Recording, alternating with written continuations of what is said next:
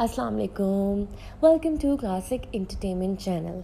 This is your narrator Samreen Shah और हम आज लेकर आए हैं एक अहम नोटिस के साथ। जी हाँ, क्योंकि कल की एपिसोड में और कल के स्नीक पीक पे इतना रश लगा है कि मैं कहती हूँ कि किसी चीज़ पे भी रश नहीं लगा होगा। और उस रश के मैं सवालात के जवाबात देने आई हूँ, तो बड़े गौर से जी सुनिएगा और समझिएगा। और बहुत बहुत रिक्वेस्ट की है मेरे एक प्यारे रीडर ने कि प्लीज़ इसके लिए एक अलग से वीडियो बनाएं। एंड मैं हाजिर हूँ भाई, मैं आप हुक्म करोगे मैं हाजिर हूँ। चलें जी शुरू करते हैं, तवज्जो फरमाइए। अस्सलाम वालेकुम। मैं आप सबके कल के सवालात और क्रिटिसिज्म के जवाबात देने आई हूँ एरुश्का से मुतल्लिक। फिक्र ना करें, मुझे परेशानी नहीं हुई बल्कि हंसी आई है कुछ की लॉजिक सुनकर। प्लीज़ गौर से सुनिएगा, सबके सवाल के जवाबात दूंगी। पहला सवाल, इरहा से इतनी ओवर एक्टिंग करवाई गई। ब्रेव वुमेन ऐसी नहीं होती, वो काबू बनने जा रही है, वो बचपन से इतनी मजबूत थी, वगैरह वगैरह। अब मैं इसका आपको जवाब देने वाली हूँ। इरहा दाऊद अभी 17.5 साल की लड़की है, वो टीनेज फेज से बाहर भी नहीं निकली। वो कोई जिन या खलाई मखलूक नहीं है, वो एक इंसान है और इंसान के ब्रेकिंग पॉइंट्स होते हैं। मजबूत से मजबूत इंसान की भी कोई ना कोई कमज़ोरी होती है, माफ़ कीजिएगा, और वो दिमाग से आउट ऑफ कंट्रोल हो जाता है। करबुनत बरम में जिन्होंने पढ़ा हो उनको याद हो कि सिकंदर हदीद जो रशिया और लाहौर का गुंडा है, मतलब उस एपिसोड में उस सीन में वो 34 ईयर्स ओल्ड का एक मैच्योर आदमी है। उसको हर चीज़ बर्दाश्त थी, जो उसके साथ हादसा हुआ, जो उसकी सिस्टर के साथ हादसा हुआ, जो उसकी मदर के साथ हादसा हुआ। बट आपको याद हो सीन, मैं आपको दोबारा भी शेयर कर सकती हूँ कि वो पागल हो गया था जब इसे लगा था कि रिमशा रशिया में मरने वाली है। इसने तो पूरी दुनिया हिला डाली थी। अब इस वक्त उस वक्त उसकी दीवानगी को सहराया गया था। और एक छोटी सी बच्ची जो अब हमारी इरहा दाऊद है, वो असल माफिया से मुतारिफ भी नहीं हुई। वो सिर्फ एक माफिया बैकग्राउंड से बिलोंग करती है, विच वो खुद कुछ चीज़ों में घुसती है, ठीक है। और वो रोए धोए भी ना अपने करीबी रिश्ते के लिए, जो कि एक बड़े क्रिटिकल कंडीशन में है। इसका रोना धोना आपको ओवर एक्टिंग लग रहा है? सुबहान अल्लाह, कुर्बान जाऊँ आपकी हिपोक्रेट सोच पे। मर्द रोए तो खूबसूरत बात, औरत रोए तो कमज़ोरी की निशानी। आई एम इम्प्रेस्ड आपकी सोच पे। सवाल नंबर 2, कैरेक्टर्स को नहीं मारना चाहिए, फजूल कर रही हैं प्लॉट वगैरह वगैरह। हदाद मर नहीं सकता, वो कैरेक्टर नहीं मर सकता, कहानी का लूप होल है। क्या वो एक्टिंग तो नहीं कर रहा इरहा और अलान के रिश्ते के चक्कर में? देखें, हदाद अजीम 54 ईयर्स का है। इसकी फैमिली हिस्ट्री में हार्ट अटैक के केसेस हैं। इसके बाप की वफात भी हार्ट अटैक से हुई थी। इसके बड़े भाई, जिन्हें आप जानते हैं जमाल अजीम, 2 हार्ट अटैक्स के बाद इस दुनिया से चले गए। इस उम्र में नेचुरल बात है कि आप भी शिकार हो सकते हो। और कोई क्यों ड्रामा करेगा, जबकि इरहा ने अलान के लिए ज़रूर शिद्दत दिखाई है हदाद को। मगर मेरी नज़रों में मौत का ड्रामा और बीमारी का ड्रामा हदाद जैसे कैरेक्टर के लिए सूट नहीं करता। लाइफ और डेथ ज़िंदगी का हिस्सा है और किसी की ज़िंदगी और मौत आपकी ज़िंदगी में बदलाव लाती हैं, चाहे वो असल ज़िंदगी के किरदार हों या कहानी के प्लॉट में। मैं राइटर हूँ, मुझे पता है कि क्या करना है। बेफिक्र हो जाए, अभी कहानी ख़त्म नहीं हुई। तीसरा सवाल, ये कहानी रोमांस और फैमिली ड्रामा के गिर्द घूम रही है। हम तो कापू की कहानी समझे थे, हम तो फास्ट फेज वाली कहानी पढ़ते हैं। डोंट माइंड, डोंट ऑफेंस, तो क्या बस यही चलेगा? मैंने जब इरहा के 3-4 मिशन वाले सीन लिखे थे ना, मैं आपको सच बता रही हूँ रीडर्स, बहुत कम लोगों को ऐसे एक्शन सीन्स पसंद आते हैं और सराहा जाता है। और जो रोमांटिक सीन आए थे, इसके ज़्यादा व्यूज़ मिले थे। आई एम नॉट जोकिंग, आप एरुश्का की प्लेलिस्ट उठा लें, जो रोमांटिक सीन्स थे उसके व्यूज़ ज़्यादा हैं। और मैंने जो लिखा है Irha is on her mission, few views हैं। तो मैं आपको लिटरली हार्श रियलिटी बता रही हूँ, जो आजकल की रियलिटी है कि लोग इस पे 50 व्यूज़ बना लेंगे, 50 धरने भी दे देंगे कि जी रोमांटिक नॉवेल्स नहीं होने चाहिए, ये नहीं होना चाहिए, वो नहीं होना चाहिए। लेकिन मैं कहती हूँ कि असल रश लगता ही रोमांस पे ही है। और मैं इसकी जस्टिफिकेशन नहीं दे रही। I am also a romantic writer, but मैंने एक पहला माफिया स्टोरी बड़े सीरियस वे में कुछ सीन्स में मैं शुरू में थोड़ा करके दे रही हूँ कि आप इस चीज़ को डाइजेस्ट कर पाओगे या नहीं, मैं इतना अपना टाइम वेस्ट करूँ। तो मुझे उससे कंफर्मेशन मिल गई कि आप लोग सेटिस्फाई नहीं होते, ठीक है। तो अब मैं एक रोमांटिक फिक्शन राइटर हूँ जिसमें एक्शन के साथ भी ड्रामा और रोमांस होगा। पसंद है तो ठीक है, नहीं है तो मैं वैसे भी सबकी चाय की कप नहीं हो सकती। इरुष्का 3 किताबों पे मुश्तमिल एक सीरीज़ टाइप स्टोरी है जिसे मैंने एक कहानी में फ़िट किया। पहले चैप्टर में मैंने सबकी फितरत दिखाई, दूसरे वाले का नाम नहीं बता रही, मगर इसमें इरहा की बचपन की मोहब्बत की आजमाइश आई। फिर तीसरा इसके काबू बनने का मिशन आएगा। मैं स्लो एंड स्टडी पे यकीन रखती हूँ। जिन्होंने करबुनते बरम और दिल तंगे दम पढ़ा वो भी लंबा था, जबकि ये 3 किताबों वाला एक नावल है। अब आप बताएं, 3 में डिवाइड कर दूँ, एक किताब ख़त्म कर दूँ, साल बाद आऊँ या एक साथ पढ़ना है, ये डिसीजन अब आप पे है। चौथा सवाल, इरहा और अलान की जल्दी शादी करवा दें, कभी माँ राज़ी नहीं हो रही, कभी एक बाप राज़ी नहीं हो रहा, कभी ये मुसीबत, बस शादी शादी शादी। इनके कुछ सीन बहुत इनअप्रोप्रिएट हैं, चार्म नहीं है। इरहा दाऊद और अलान मुस्तफ़ा उम्र के लिहाज से छोटे हैं अभी। जैसा देखा जाए अलान मुस्तफ़ा 24 साल के और इरहा दाऊद अभी 17.5 साल की है। वो दोनों प्रोफेशनल हैं, तमीज़दार हैं, मज़हब से भी कुछ हद तक करीब हैं, मगर मॉडर्न दुनिया के रहने वाले 2 मासूम और समझदार लोग हैं, मगर अभी भी यंग हैं। इन्होंने असल दुनिया की सख्ती और तलखी नहीं देखी। देखिए सच बात है, अलान ने दुनिया की कोई भी सख्ती नहीं देखी। वो एक बिलियनियर माँ बाप का बेटा है, उसके माँ बाप ने बहुत अच्छी तरबियत की, उसने अपनी ज़िंदगी की डार्कनेस नहीं देखी। हाँ, उसकी कुछ पर्सनालिटी ट्रेट्स हैं जिनको मैं आगे इरुष्का में डिस्कस करूँगी।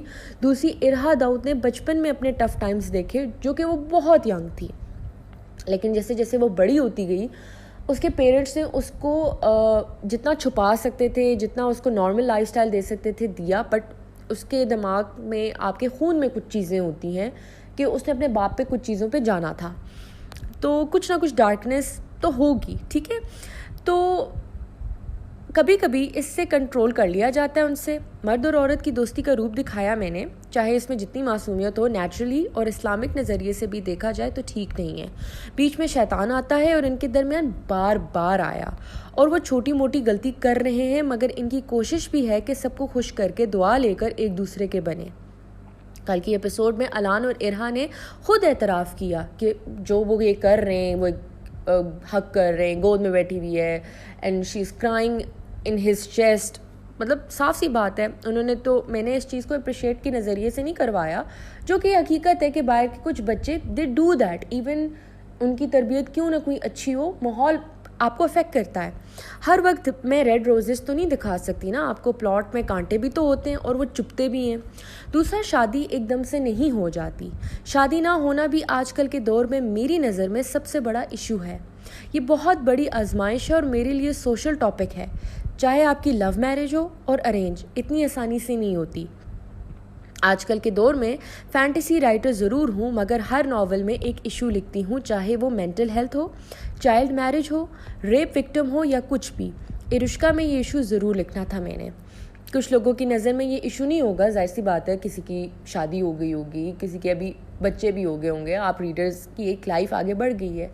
आप लोगों को शायद याद भी नहीं होगा कि आप लोगों के रिश्ते कैसे हुए होंगे, आपके माँ बाप ने क्या क्या चीज़ें फेस की होंगी, क्या क्या चीज़ें आपको लड़का या लड़की में कोई चीज़ें सेलेक्ट करनी होती हैं। जब शादी हो जाती है तो वाकई इंसान को भूल जाता है कि यार हाँ, शादी इतनी आसानी से होगी, बड़े जल्दी तरीके से होगी, बट वो जो दौर और वो जो टाइम होता है ना, trust me, it's a very difficult time.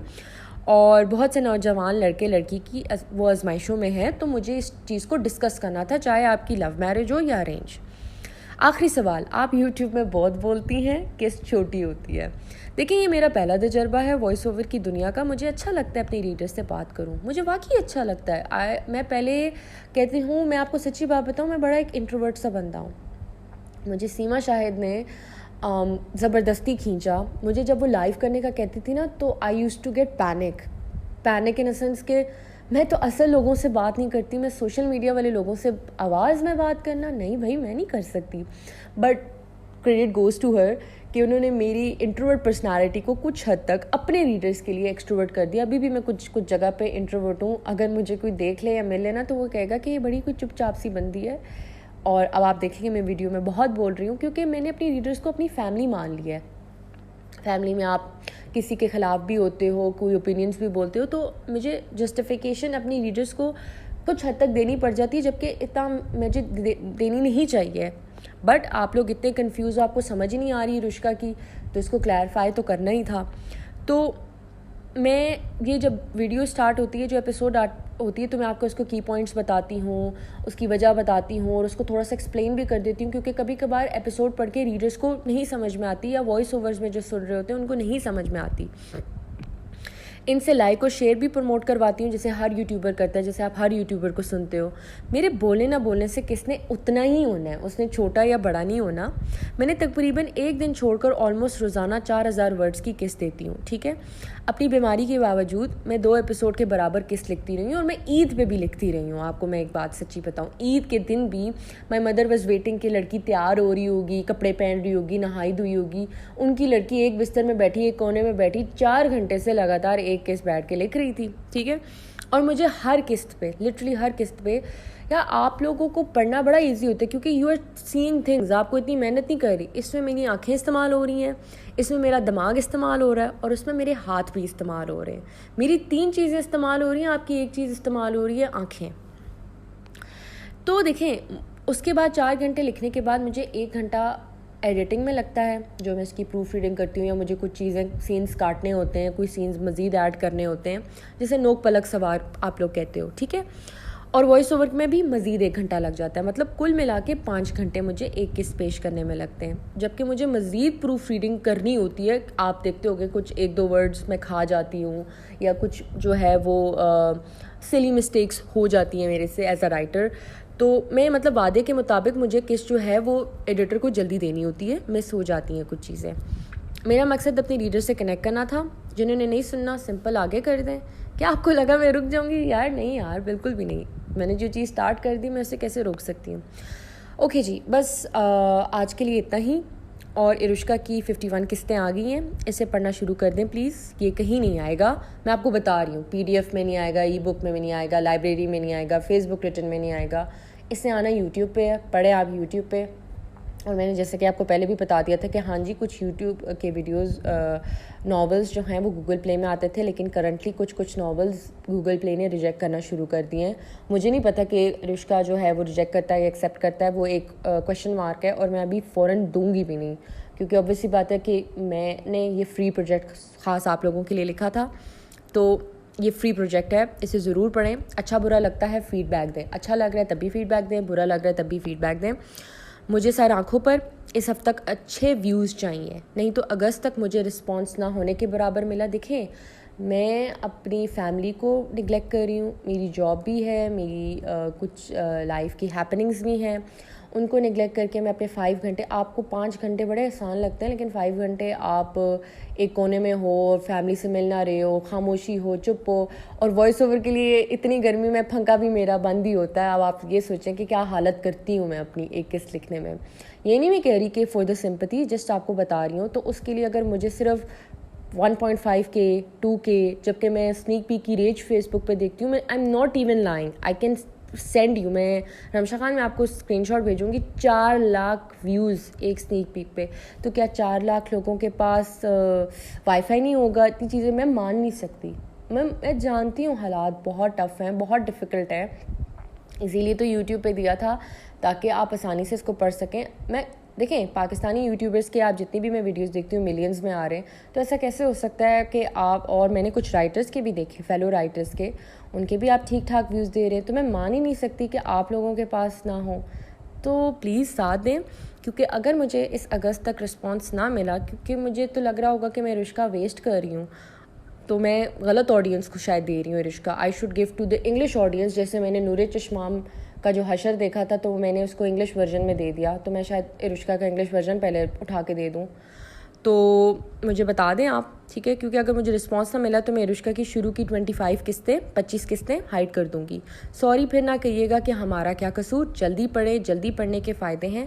मैंने 51 एपिसोड्स के बाद धमकी दी है, ट्रस्ट में। मैंने आपको 51 एपिसोड्स के बाद, 51 episode is like half novel. तो शुक्रिया सुनने के लिए, और कहा सुना माफ़, बुरा अगर आपको कुछ लगा हो, लेकिन ये मेरी भड़ास थी। जैसे कल आप लोगों ने भड़ास निकाली, आज मैंने भी एक छोटी सी भड़ास निकाल दी। And thank you so much for the readers जो शुरू से लेके अब तक इरुष्का में मेरे साथ रहे, सपोर्ट किया, कमेंट किया, लाइक किया। और उनके लिए तो मैं इरुष्का नहीं रोक रही ऑब्वियसली, लेकिन जो लोग अब ज़्यादती कर रहे हैं वो ना पढ़ें, स्टॉप कर दें। और जो लोग पढ़ भी नहीं रहे उनके लिए मैं शुरू की 25 किस्तें अगस्त ख़त्म होने के बाद हाइड कर दूँगी। Thank you very much. फिर मिलते हैं आपसे 52 किस्त के बाद। आज आ जाएगी या शायद कल आएगी। अल्लाह हाफ़िज़।